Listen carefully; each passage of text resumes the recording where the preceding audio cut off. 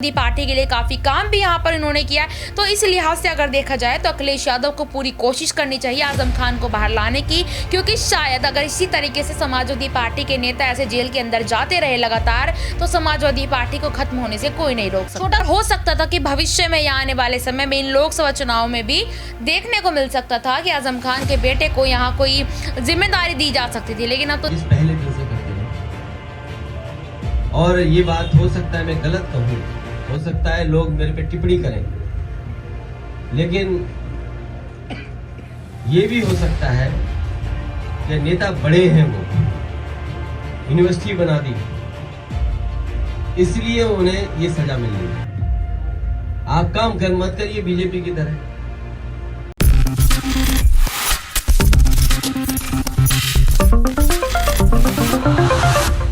Samajwadi party के राष्ट्रीय महासचिव आजम खान को एक बार फिर से सलाखों के पीछे भेज दिया गया है।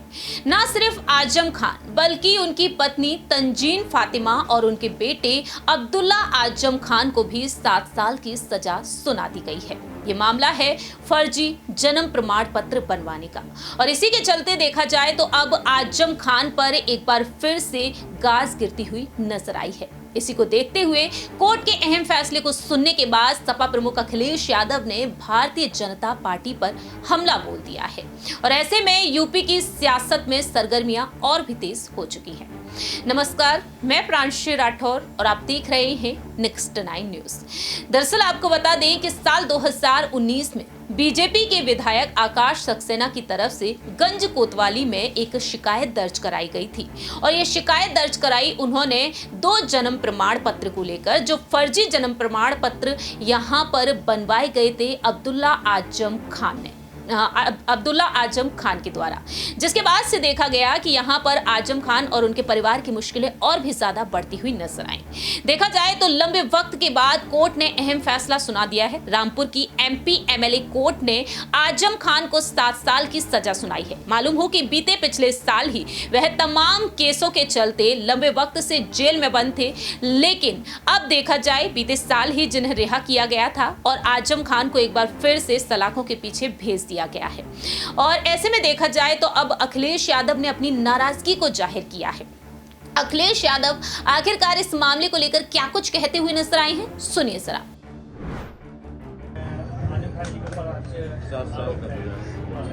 आजम खान साहब के ऊपर लगातार इसी तरह का हमला हो रहा है, और बड़ी साजिश की वजह से उनके साथ इस तरह का व्यवहार हो रहा है। बीजेपी के नेता और कुछ बाहर से लाए हुए अधिकारी ये उनके साथ साजिश पहले दिन से करते रहे। और ये बात हो सकता है मैं गलत कहूं, हो सकता है लोग मेरे पे टिप्पणी करें, लेकिन ये भी हो सकता है कि नेता बड़े हैं, वो यूनिवर्सिटी बना दी इसलिए उन्हें ये सजा मिल रही है। आप काम कर मत करिए बीजेपी की तरह, आप काम मत करिए, बस नफरत फैलाइए। जहां आपको जाति की नफरत मिल जाए वहां फैलाइए, धर्म की नफरत फैल जाए धर्म की फैलाइए। तो मुझे तो ये भी लगता है कि कहीं धर्म के कारण उनके साथ इतना अन्याय ना हो रहा हो, और सबको यकीन है और सब जानते हैं उन पे इसीलिए अन्याय हो रहा है कि उन्होंने यूनिवर्सिटी बना दी और उनका धर्म दूसरा है। क्या मामला था? ये 2 जन्म प्रमाण पत्र का मामला था। मोहम्मद अब्दुल्ला आजम के 2 जन्म प्रमाण पत्र हैं। जो एक जन्म प्रमाण पत्र है वो रामपुर नगर पालिका से बना है, जिसकी डेट ऑफ बर्थ उनके सभी एकेडमिक रिकॉर्ड से भी मैच करती है। और चुनाव लड़ने से पहले इन्होंने लखनऊ नगर निगम से दूसरा जन्म प्रमाण पत्र बनवाया था, और दोनों में 2 से 3 साल का अंतर था। जो लखनऊ से जन्म प्रमाण पत्र बनवाया उसमें उनकी जन्मतिथि 30/9/1990 थी, और जो जन्म प्रमाण पत्र इनका पहले से बना हुआ था उसमें इनकी जन्मतिथि 1 जनवरी 1993 थी, और वही जन्मतिथि इनकी हाई स्कूल में भी थी और एमटेक की क्वालिफिकेशन में भी थी। तो आरोप ये है कि इन्होंने चुनाव लड़ने के लिए अपनी जन्मतिथि बढ़वाई, और उसमें मोहम्मद अब्दुल्ला आजम और उनकी माता श्रीमती तंजीम फातिमा और मोहम्मद आजम खान सभी 420, 467, 468, 471 आईपीसी के अंतर्गत आरोपी थे। आज न्यायालय ने इनकी बहस के उपरांत दोषी सिद्ध करार दिया है और सज़ा पर अभी निर्णय आना बाकी है। Thank you. कौन कौन है इसमें आए हैं कोर्ट में आज? आपने सुना कि किस तरीके से अखिलेश यादव ने साफ तौर पर यहां पर अपनी बात रखी है। ऐसे में देखा जाए तो ना सिर्फ अखिलेश यादव ने ये बयान जारी किया बल्कि उन्होंने सोशल मीडिया पर भी पोस्ट साझा किया है। अखिलेश यादव साफ तौर पर कहते हुए नजर आए हैं। एक्स पर उन्होंने एक पोस्ट लिखा, माननीय आजम खान जी और उनके परिवार को निशाना बनाकर समाज के एक पूरे हिस्से को डराने का जो खेल खेला जा रहा है, जनता वो देख भी रही है और समझ भी रही है। कुछ स्वार्थी लोग नहीं चाहते कि शिक्षा तालीम को बढ़ावा देने वाले लोग समाज में सक्रिय रहें। इस सियासी साजिश के खिलाफ इंसाफ के कई दरवाजे खुले हैं। अखिलेश का कहना है कि जुल्म करने वाले याद रखें, नाइंसाफी के खिलाफ एक अदालत अवाम की भी होती है। इस तरह से अखिलेश यादव ने यहां पर अपनी बात रखी है। लेकिन क्या यहां पर आजम खान की रिहाई हो पाएगी? क्या यहां पर आजम खान को जेल से बाहर लाने में कामयाब होंगे अखिलेश यादव? ये बेहद बड़ा अहम सवाल उठता है। तो यहां पर हम इसी मुद्दे पर चर्चा करेंगे हमारी एक सहयोगी के। हमारे साथ मौजूद हैं इस वक्त हमारी सहयोगी नेहा, जिनसे हम जानना चाहेंगे कि आखिरकार क्या वाकई में अब यहाँ पर सपा प्रमुख अखिलेश यादव आजम खान और उनके परिवार को बचा पाएंगे, क्योंकि देखा जाए तो अब आजम खान को रामपुर की जेल में भेज दिया गया है। उनके परिवार के सदस्य को भी यहाँ पर 7 साल की सजा सुना दी गई है। तो नेहा, यहाँ पर आपसे 2 ही सवाल रहेंगे। क्या वाकई में यहाँ पर आजम खान के लिए साजिश रची गई है? क्योंकि समाजवादी पार्टी के एक दिग्गज कद्दावर नेता वह कहे जाते हैं और उन्होंने कई बार रामपुर से जीत दिलाई है।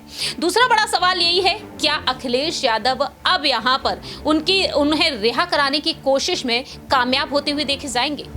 देखिए प्रियांशी, बिल्कुल यहाँ पर आज देखा जा रहा है कि कब से यहाँ पर आजम खान को लेकर चर्चाएं तेज हो चुकी है और अखिलेश यादव का एक वीडियो भी यहाँ पर ट्विटर हैंडल पर वायरल होता नजर आ रहा है, जिसमें अखिलेश यादव ये कह रहे हैं कि ये सोची समझी मतलब कि जो भाजपा सरकार है उनकी ये साजिश बताई जा रही है और यहाँ पर जो आजम खान है उनको यहाँ मुस्लिम होने की सजा मिली है। देखिए, बहुत बड़ी बात यहाँ पर अखिलेश यादव ने कही है।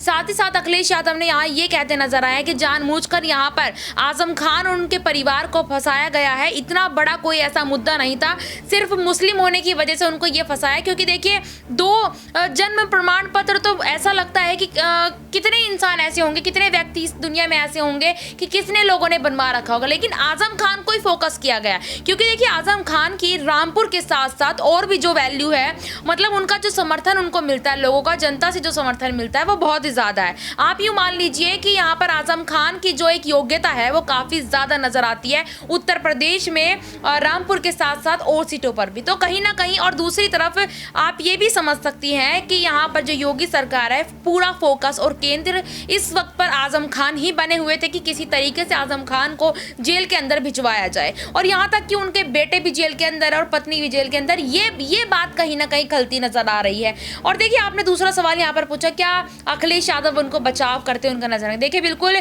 अगर एक नाते से देखा जाए तो समाजवादी पार्टी के नेता यहाँ पर थे आजम खान। समाजवादी पार्टी को काफी वक्त उन्होंने यहाँ पर दिया, उनके समाजवादी पार्टी के लिए काफी काम भी यहाँ पर इन्होंने किया। तो इस लिहाज से अगर देखा जाए तो अखिलेश यादव को पूरी कोशिश करनी चाहिए आजम खान को बाहर लाने की, क्योंकि शायद अगर इसी तरीके से समाजवादी पार्टी के नेता ऐसे जेल के अंदर जाते रहे लगातार, तो समाजवादी पार्टी को खत्म होने से कोई नहीं रोक सकता। छोटा सा सवाल और बहुत ही कम शब्दों में आप जवाब दे सकते हैं। पिछली बार हमने देखा कि अखिलेश यादव से वह नाराज हो गए थे और उन्होंने कुछ शर्तें रखी कि परिवार के किसी एक सदस्य को जिम्मेदारी मिले, चुनाव लड़वाने के लिए उनके परिवार के किसी सदस्य को आगे किया जाए, और दूसरी ही तरफ उन्हें कोई एक बड़ा पद भी मिलना चाहिए। तो आप कैसे देख रही हैं, इस बार अखिलेश यादव से कोई नाराजगी देखने को मिलेगी? चाचा शिवपाल सिंह यादव के साथ उनका बॉन्ड काफी बेहतरीन नजर आया था आजम खान का। जब वह रिहा हुए तब शिवपाल सिंह यादव उनसे मिलने उस वक्त भी पहुंचे थे और रिहाई के टाइम पर भी वह उनके साथ थे।